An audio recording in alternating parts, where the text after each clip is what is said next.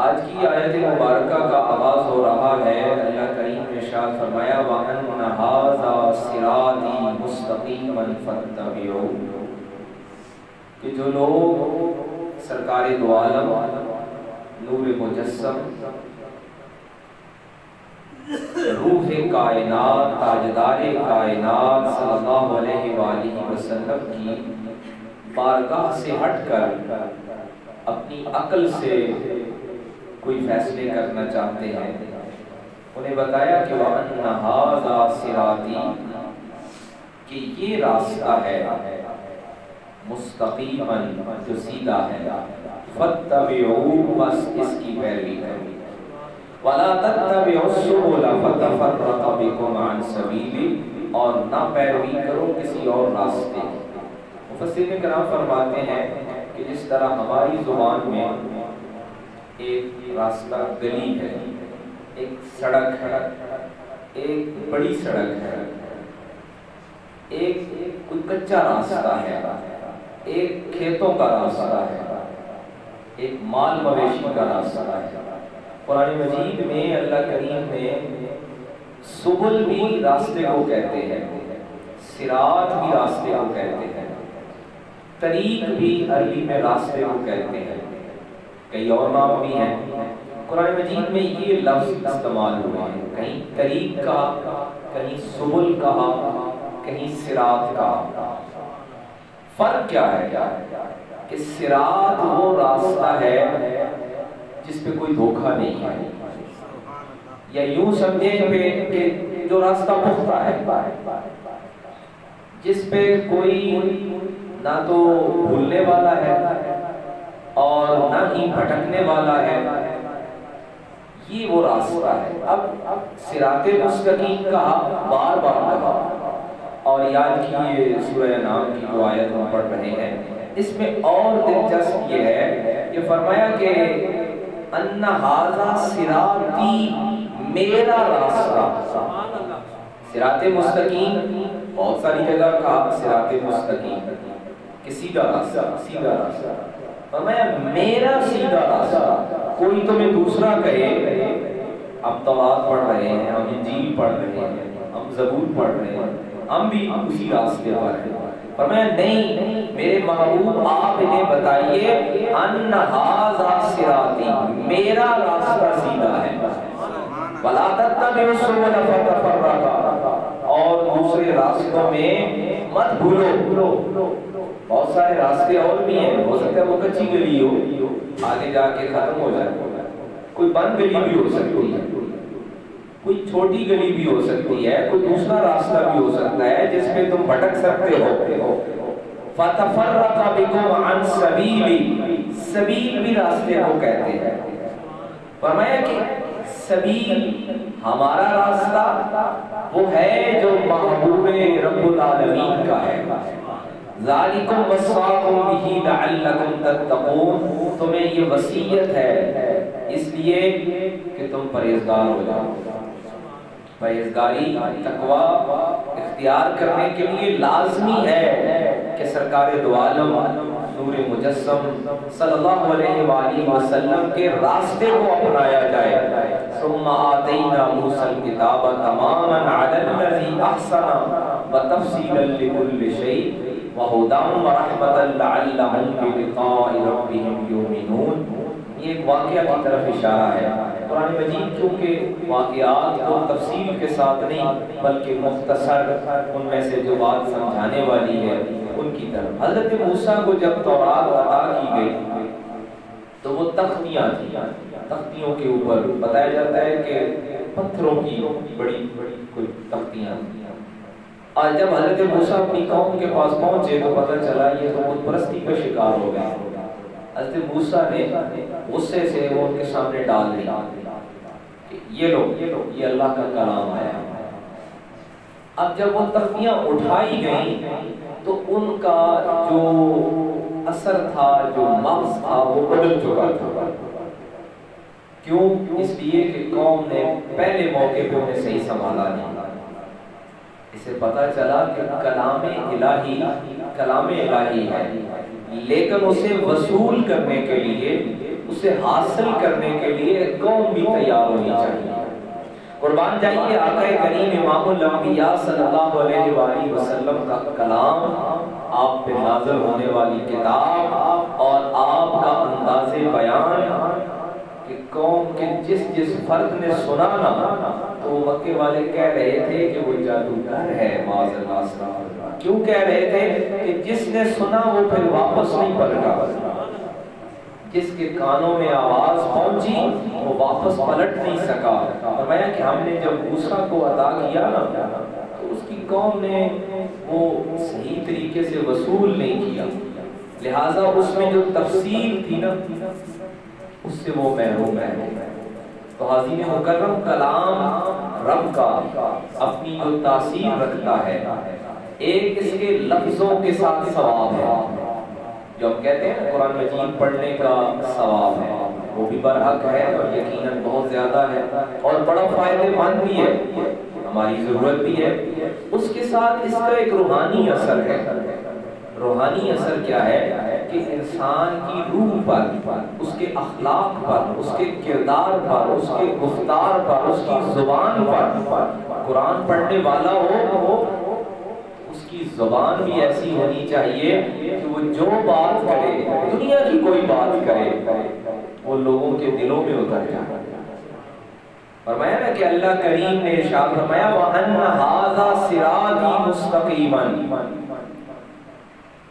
راستے اللہ کی طرف جانے والے ہیں۔ تورات والے بھی کہہ رہے تھے، زبور والے بھی، انجیل والے بھی، کہ یہ سارے راستے اللہ کی طرف جانے والے ہیں۔ اب رب فرماتے ہیں میرے محبوب آپ انہیں بتائیے کہ ان ھذا صراطی، میرا راستہ۔ اسی لیے جب حضرت سیدنا عمر بن الخطاب رضی اللہ عنہ کہیں سے تورات کا ایک ٹکڑا لے آئے، مسجد نبی شریف میں بیٹھ کر پڑھ رہے، آقا کریم علیہ السلام نے دیکھا تو ایک روایت میں حضرت ابوبکر صدیق رضی اللہ عنہ نے حضرت عمر فاروق کو مخاطب کیا، اے عمر دیکھ رہے ہو آقا کریم کے چہرہ مبارک کو دیکھو، آقا کریم کا چہرہ جلال سے تمتما رہا ہے۔ حضرت سیدنا عمر فاروق کھڑے ہو گئے، یا رسول اللہ مجھ سے کیا غلطی ہو گئی؟ فرمایا کہ تمہیں پتہ ہے کہ اب موسیٰ بھی آ جائیں تو وہ میرا کلام پڑھے، میری شریعت کی پیروی کرے۔ یا رسول اللہ میں بس دیکھ رہا تھا کہیں سے مجھے ملا ہے یہ ٹکڑا، میں نہیں، اب موسیٰ آ جائے وَأَنَّ هَذَا صِرَاطِي مُسْتَقِيمًا فَاتَّبِعُوهُ، اب جو کامیابی چاہتا ہے، جو اللہ کا راستہ چاہتا ہے، جو الہ تک جانا چاہتا ہے، اس کے لیے محمد مصطفیٰ صلی اللہ علیہ وآلہ وسلم کا طریق ہے، ان کا راستہ، صرف ان کا راستہ ہے، کوئی دوسرا راستہ نہیں ہے۔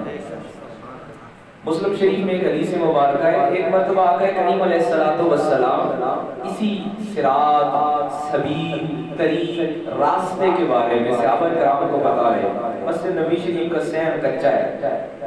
اور وہاں بیٹھے بیٹھے ایسے کچی مٹی پر آقا کریم نے انگلی سے اشارہ کیا، یہ دیکھو یہ ایک راستہ ہے، ایک سیدھی لائن لگائی، ایک ٹیڑھی لگائی۔ آقا کریم نے فرمایا یہ دیکھو یہ سبیل ہے، یہ طریق ہے، جو دوسرا کوئی راستہ ہے، اور یہ ہے ان ھذا صراطی، جو بالکل سیدھا ہے۔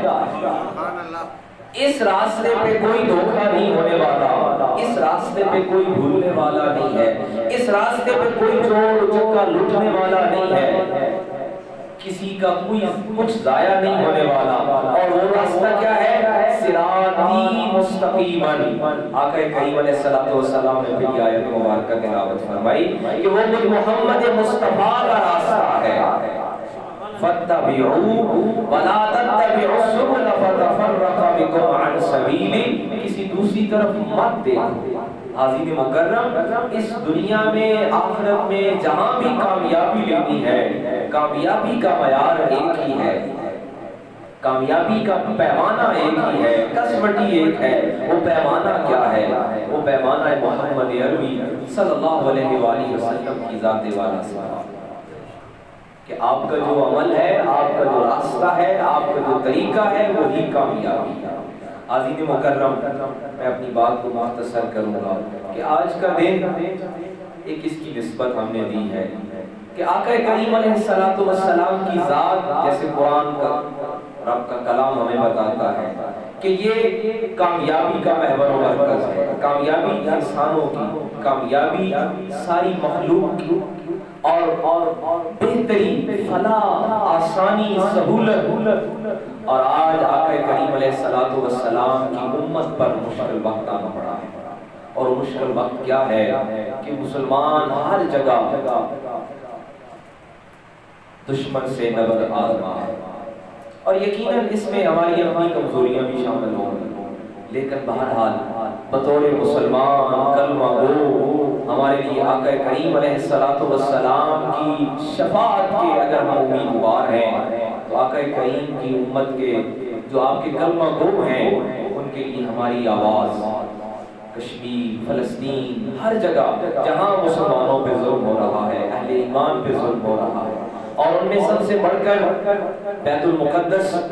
وہ سرزمین جو سرزمین انبیاء ہے، وہ سرزمین جو اہل اللہ کی سرزمین ہے، جس کے لیے قرآن نے کہا کہ مسجد اقصیٰ کے ارد گرد کیا ہے کہ وہ اللہ کی نشانیوں میں سے ہے۔ کیوں کہ بے شمار سینکڑوں ہزاروں انبیاء کا مسکن، اور جس کو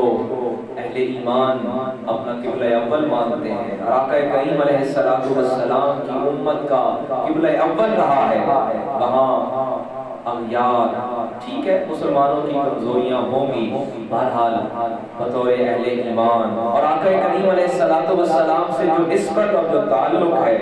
اس کی بنا پہ اہل ایمان کے لیے ہم کیا کر سکتے ہیں؟ ہم اپنی آواز اٹھا سکتے ہیں اور آقا کریم علیہ السلام کی بارگاہ میں اور اپنے خالق و مالک کی بارگاہ میں اپنی آواز پیش کر سکتے ہیں کہ الہ العالمین ہم کمزور ہیں، ضعیف ہیں، ناتوان ہیں، لیکن ہماری آواز ظالم کے خلاف ہے۔ کل بروز حشر اگر فیصلہ اس بات پہ آ جائے کہ جو ظالم کے خلاف آواز اٹھاتا ہے اور جو مظلوم کی حمایت میں اٹھتا ہے، عظیم مکرم ہم نے اپنی آواز کو مظلوم کی حمایت کے لیے اور بیت المقدس کی حمایت کے لیے، مسجد اقصیٰ کی حمایت کے لیے، اور انبیاء کرام علیہ السلام کا جو مسکن ہے، جو محور ہے، جہاں انبیاء کرام کے مزارات ہیں، ان کے جو آثار ہیں، ان کی بحالی کے لیے، ان کی کامیابی کے لیے، ان کے قبضے سے نکلنے کے لیے اپنی آواز، ظاہر ہے یہ حکومتوں کا کام ہے، افواج کا کام ہے، لیکن بطور اہل ایمان ہم اپنی آواز بلند کر سکتے ہیں، اور اس لیے بے شک آواز ہماری ہو سکتا ہے نہ بھی پہنچے، وہ نہ سن سکیں جو وہاں شہید ہو رہے ہیں، بے گھر ہو رہے ہیں، لیکن رب کے سامنے اپنے آقا کریم علیہ السلام کے سامنے اس نیت کے ساتھ کہ ہم ان کی شفاعت کے امیدوار ہیں، اور کل ہم آقا کریم علیہ السلام کی بارگاہ میں بروز حشر ان کی شفاعت کے امیدوار بنے، تو اس نیت اور اس ارادے کے ساتھ کہ آقا کریم علیہ السلام کی بارگاہ میں کہ ہم مظلوم کی حمایت میں اور مومن کی حمایت میں اور اغیار کے خلاف، ظالم کے خلاف، اور جو بھی اہل ایمان پہ ظلم کرنے والے ہیں ان کے خلاف آواز